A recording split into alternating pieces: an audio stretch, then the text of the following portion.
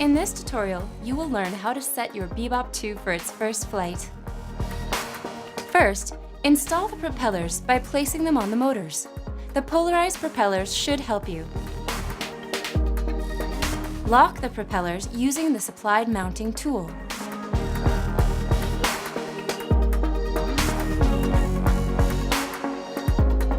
Download the Free Flight 3 app for free on your tablet or smartphone.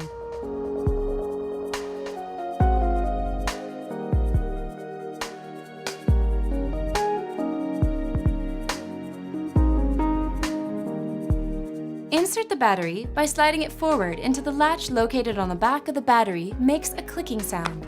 Press on the on-off button of the Bebop. On your tablet or smartphone, go to Settings and activate Wi-Fi. Then choose the Wi-Fi network of your Bebop 2. Launch the Free Flight 3 app in order to connect your drone. Make sure that your Bebop 2 is updated. If it's not, follow the instructions given by the application. At the end of the update, you will be asked to restart your drone. The rebooting should take about 2 minutes. You'll have to calibrate your drone's Magno meter before its first flight.